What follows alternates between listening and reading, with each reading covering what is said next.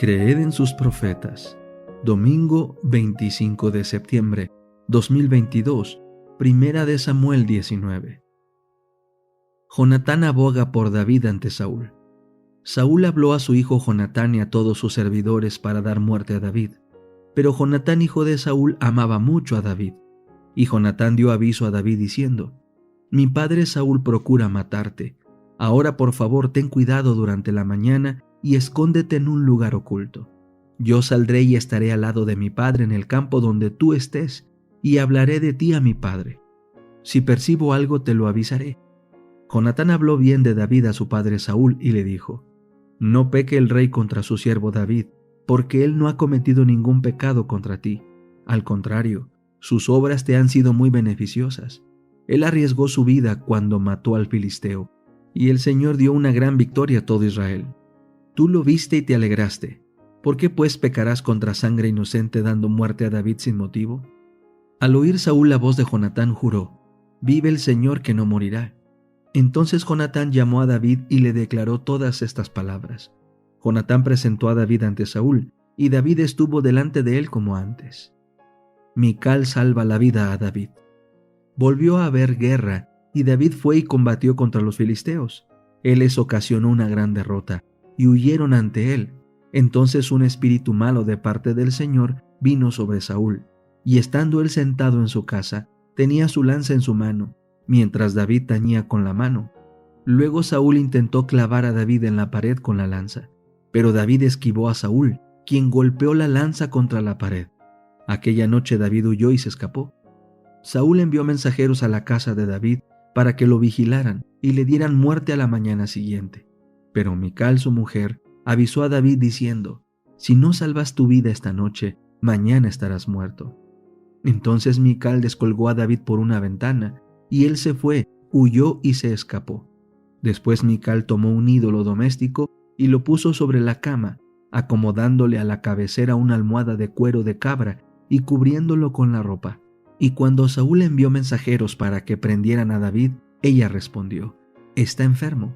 Saúl volvió a enviar mensajeros para que vieran a David diciendo: Tráiganmelo en la cama para que lo mate. Entraron los mensajeros, y aquí que el ídolo estaba en la cama, y una almohada de cuero de cabra a su cabecera.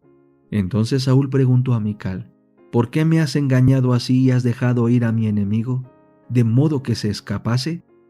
Mical respondió a Saúl: Porque él me dijo: Déjame ir, porque si no, te mato.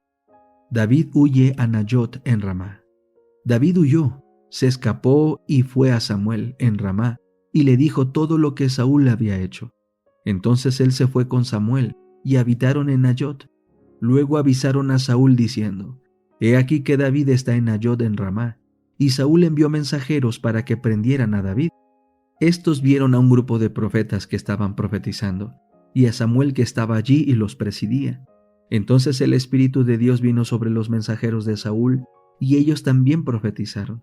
Cuando le informaron a Saúl, envió otros mensajeros, los cuales también profetizaron. Saúl envió mensajeros por tercera vez, y estos también profetizaron. Finalmente, él mismo fue a Ramá, y al llegar al gran pozo que está en Secú, preguntó diciendo: ¿Dónde están Samuel y David? Y le respondieron: He aquí que están en Nayot en Ramá. Fue a Nayot en Ramá, y también sobre él vino el Espíritu de Dios, e iba profetizando hasta que llegó a Nayot en Ramá. Él también se despojó de su ropa, y se puso a profetizar de la misma manera delante de Samuel. Todo aquel día y toda aquella noche estuvo echado desnudo. Por esto se suele decir: ¿también está Saúl entre los profetas? Fe y obras.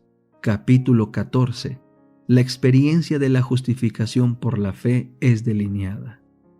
Parte de un artículo que apareció en la Review and Herald 4 de noviembre de 1890, con el título Cristo, el camino de la vida, publicado en Mensajes Selectos.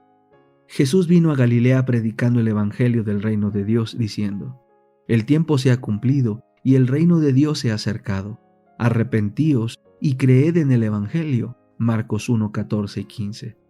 El arrepentimiento está relacionado con la fe y nos es presentado con insistencia en el Evangelio como esencia para la salvación. Pablo predicó el arrepentimiento. Dijo: nada que fuese útil he rehuido de anunciaros y enseñaros, públicamente y por las casas, testificando a judíos y a gentiles acerca del arrepentimiento para con Dios y de la fe de nuestro Señor Jesucristo. Hechos 20, 20 y 21. No hay salvación sin arrepentimiento. Ningún pecador impenitente puede creer con su corazón para justicia. El arrepentimiento es descrito por Pablo como un piadoso dolor por el pecado, que produce arrepentimiento para salvación, de que no hay que arrepentirse. 2 Corintios 7:10. Este arrepentimiento no tiene en sí ningún mérito por naturaleza, sino que prepara el corazón para la aceptación de Cristo como el único Salvador, la única esperanza del pecador perdido.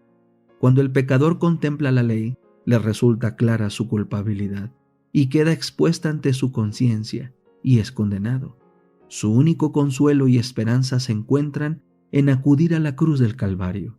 Al confiar en las promesas, aceptando lo que dice Dios, recibe alivio y paz en su alma. Clama: Señor, tú has prometido salvar al que acude a ti en el nombre de tu Hijo. Soy un alma perdida, impotente y sin esperanza. Señor, sálvame o perezco. Su fe se aferra a Cristo y es justificado delante de Dios.